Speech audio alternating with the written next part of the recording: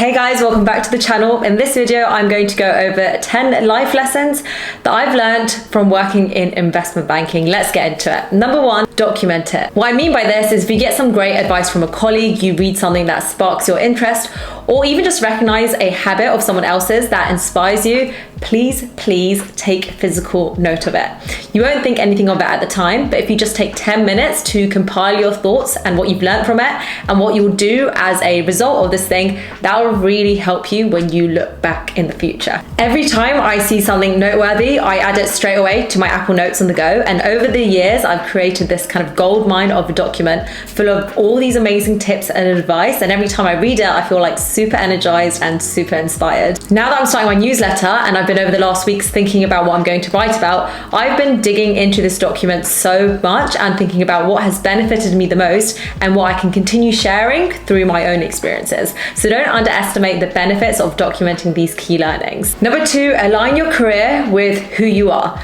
Whoever you are, whichever organization you're working for, you want to make sure you are getting as much value from your company as they are getting from you. And I mean more than just a monthly paycheck. If you're feeling lost in your career, use your job as an opportunity to explore and do more of what you want and what you enjoy. My advice to anyone searching for purpose and for meaning in their work is not to discount the opportunity that exists in organizations themselves, however big or small. There are so many opportunities for growth, for learning, for development, and meeting people from all walks of life. So use this to your advantage. You want to create learning opportunities within the context of what you're already doing, because chances are you have worked so damn hard to get to wherever you are anyway, and that's not something you want to throw away really quickly. No one loves every part of their job, no one, but you can shape your job. If you enjoy organizing events and you want to be an event coordinator, but you work in finance, start putting your hand up for organizing the socials and taking the lead with those. If you're more of a spiritual person and enjoy meditating, set up free workshops that people can join outside of work. Finding a way to get more involved in areas that you're interested in will start opening up creative channels, and you may even figure out that you like doing something as a hobby, but you never want to do it full time, and that's okay. Clarity comes from doing. Number three, don't hunt for a mentor. Change the narrative from get a mentor and you'll excel to excel and you'll get a mentor. I feel like people often have this imprisoning idea that they need to find this one person that will guide them through their journey. You don't need that, and I still don't have one mentor who I go for everything. Your inspiration can come from podcasts, from music, from something you see on YouTube or Twitter. People think that finding a mentor is the key to unlock your future. It isn't. We have the internet now. Hundreds of people can be your mentor through the click of a mouse.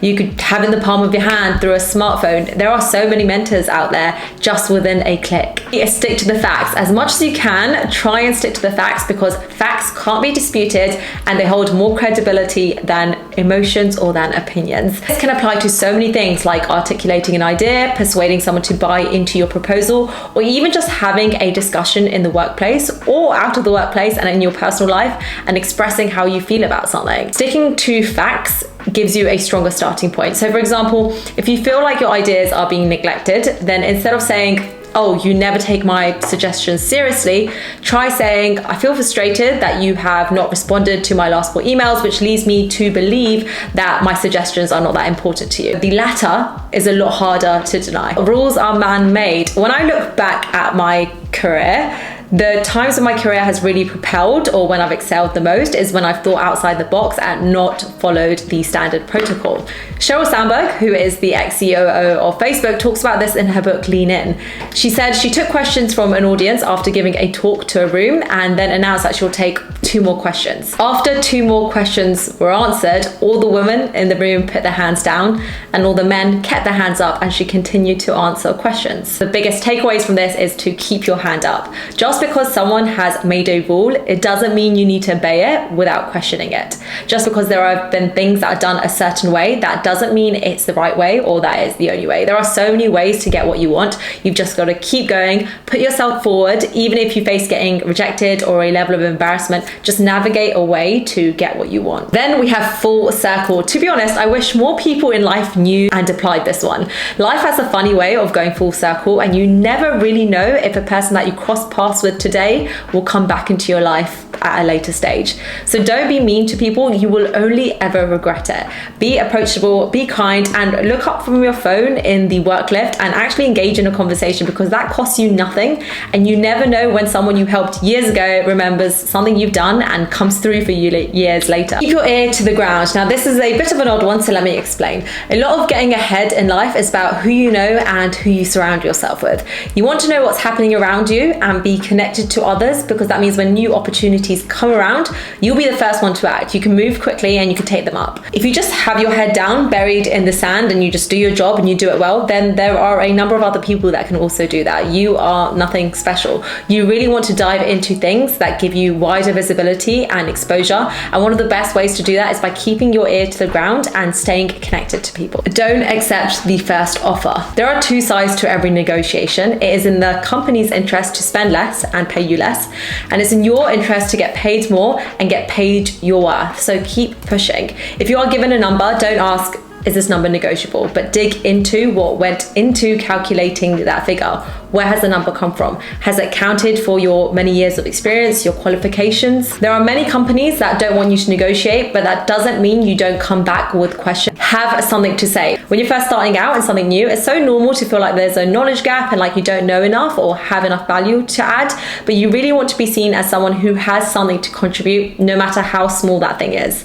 Even if you are completely new to the game, don't underestimate the importance of casting a fresh pair of eyes on something and giving your unique perspective. You want to be seen as someone who adds value and who does contribute. If you really can't think of anything to say, then try taking on kind of the opening of a call or a meeting, or summarizing the discussion at the end and kind of consolidating the next steps. Be seen to have a niche. This is one that I found in my document and a piece of advice that my first boss told me. You want to be known as the go-to person for something, even if it is doing the shit stuff or the stuff that no one else wants to do. You want to carve out a niche for yourself and be recognized for something. This applies to so many walks of life. Having a niche and defining your brand is what will differentiate you from everyone else. It will create value for you. And I've added in another point here because I'm extra.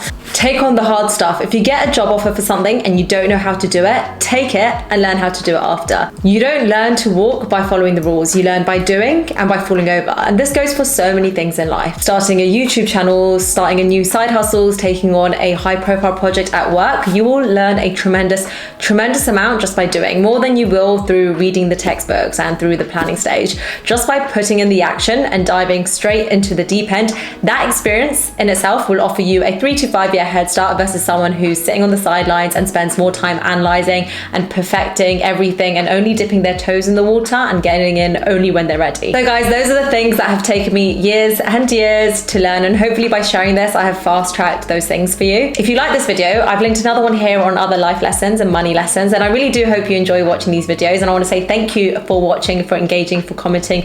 It really is that kind of stuff that makes me keep on going. See you in the next video.